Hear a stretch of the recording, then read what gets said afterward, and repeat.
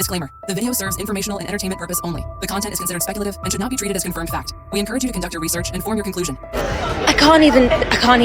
The sound up in the grand circle was not great, and it is one stage, and it's sometimes used really well and sometimes not so well. Could some of them have enunciated a bit more? Yes, but I think that's as much to do with the sound mix as it has to do with their performances, if not more to do with the sound mix than it has to do with their performances. At first, it felt weird seeing Rachel, who's this kind of really small, very young-looking girl, playing Ava at 26.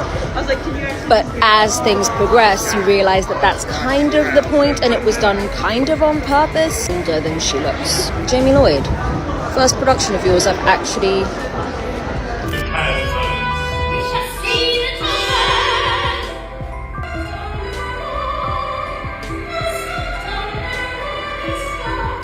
A classic musical, transformed into a front line in the culture wars.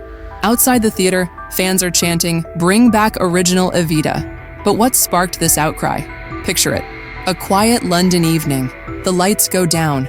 The theater is packed, anticipation humming in the air. Until suddenly, the silence breaks. Not from applause or anticipation, but from voices. Outside the stage doors, a growing crowd. A chant, a movement. Bring back original Evita. Bring back Evita. This isn't a protest. It's a cry. A cry against something bigger than just change. Jaime Lloyd's latest revival of Evita has ignited more than debate. It's sparking public demonstrations. This isn't theater as usual. It's theater as front-page flashpoint. Because something in his reinterpretation struck a chord. Minimalist staging. Politically charged visuals. A performance stripped to its political bones, not its musical heart. Fans walked in for emotion, nostalgia, history. Instead, they felt a message, a lesson, a lecture, and now they're demanding it back. This controversy isn't being witnessed quietly. It's being voiced, outside the theater, online, around the world. What's changed? What pushed Evita, a story of populism and power from stage to stand?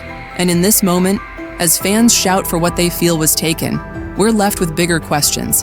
Is reinterpretation an act of art or a betrayal of what was loved? Tonight, we unpack that tension. We listen to the chants. We pull back the curtain, and we ask, in today's culture war, can Evita survive its own revival? This is just me personally and who I think is the best Evita. My opinion literally doesn't matter, so if you're pressed, put it in the comments and be engaged. So my personal favorite Evita is Patti LuPone. Reason for this being is that Patti LuPone has this devious rudeness to her that I absolutely adore in this character. I don't know if that's actually how Eva Perón was in real life. I don't know, I don't care, but her rendition of this Evita was so aggressive and I loved it. Also, this pair together, lovely. I also saw Caroline Bowman do this, not in person, I wish I did, I would murder someone too. But the thing is, it's just no other person has been able to sing the high notes with such crazy power like Patti LuPone. And I know some people are like, I can't even understand what she's saying, and low-key, I can't tell if I understand what she's saying or not. I just know all the lyrics, so now it makes sense to me. But Patti LuPone on all of her high notes, like in Rainbow High, or Screw the Middle Class, like literally so insane. Absolutely adorable. Close second would be Soul Pfeiffer. I don't know why I haven't even seen the whole thing.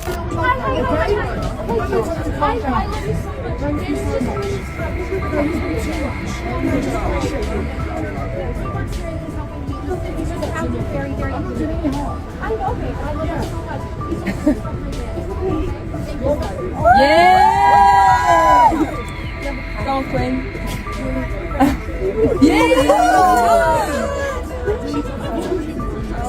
It wasn't staged, it wasn't scripted. It was real people, chanting, shouting, pleading, to bring back a version of Evita that felt like theirs.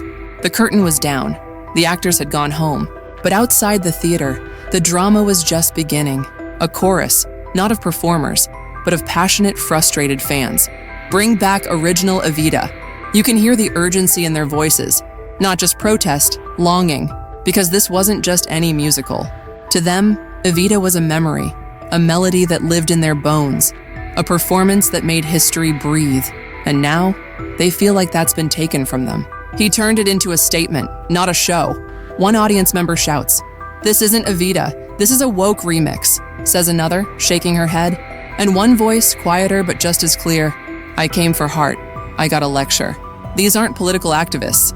These are theater lovers, people who saved for tickets, who stood in line, who brought their daughters, their partners, their expectations, only to be met with something alien.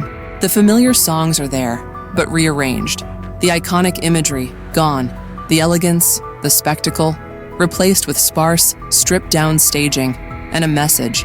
A message not everyone came for. Some say it's powerful, necessary, a modern reimagining of Eva Peron through the lens of social injustice. Others say it's theft, a hijacking of something sacred. And as the chants echo into the night, what we're witnessing isn't just disagreement, it's disconnection, a moment where audience and artist are no longer in conversation.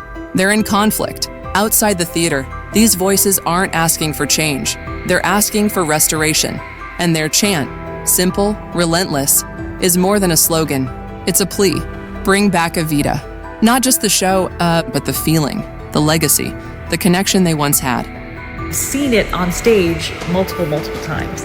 I just want to talk about something that's been on my mind about the balcony scene in Jaime Lloyd's Evita. Seeing all of this Rachel Zegler stuff of her playing Evita in England right now is just... I just think that people are getting the wrong end of the stick. And that she's making it her own, and the stage production looks a little different. But I keep seeing this analyses of the poor people outside getting a show for free while the rich people have to watch it live streamed indoors.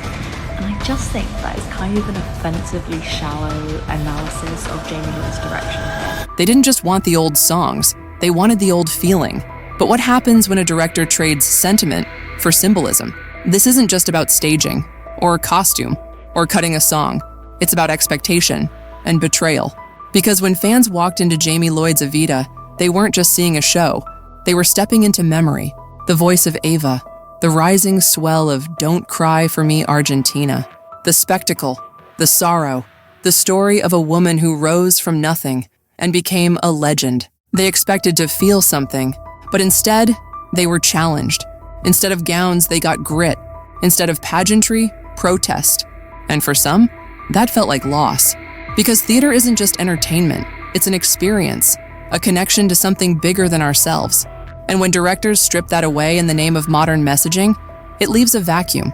And in that vacuum, people mourn. They mourn what was familiar, what felt timeless. And that grief sounds like anger. It becomes chants, protests, outrage. But let's not mistake nostalgia for ignorance. These fans aren't rejecting change because they hate progress. They're rejecting disconnection. They wanted art that evolves, but still understands its roots. Because reinvention without respect can feel like erasure. So the question becomes, can theater be radical without being alienating? Can it challenge while still inviting the audience in? Or must it choose between making a statement and making a connection? That's what this backlash reveals. It's not just audience versus artist. It's memory versus message, legacy versus lens. And right now, that tension is center stage.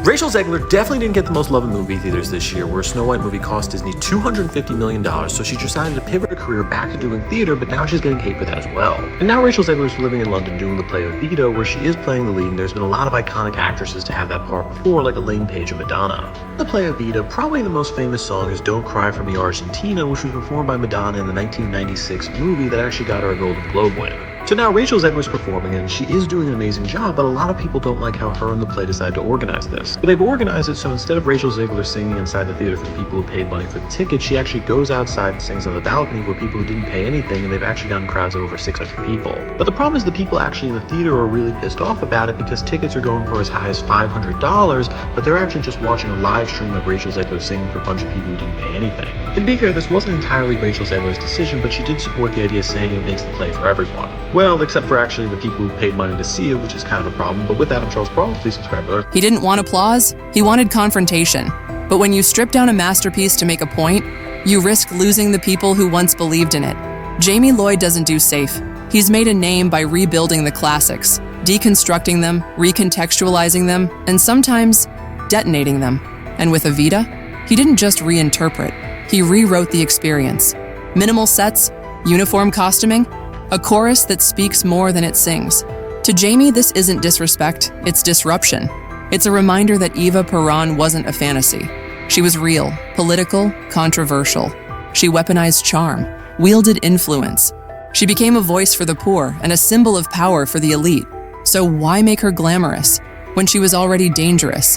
That's Lloyd's logic. He's not interested in making you cry. He wants to make you uncomfortable. But here's the risk. In chasing authenticity, you might strip away the soul. In modernizing a legend, you might mute her myth. Because theater isn't just about truth. It's about transformation. It's about balance between message and emotion, between the past and the present. And some say in this production that balance was lost, that Lloyd's Evita is so focused on reframing the story, it forgot to tell it with heart. It's brave, it's sharp, it's bold. But is it Evita? That's the real question. Did Lloyd push the art forward, or did he push the audience out? Because in theater, courage isn't just in challenging expectations. It's in knowing when to hold on to the thing that made it magic in the first place.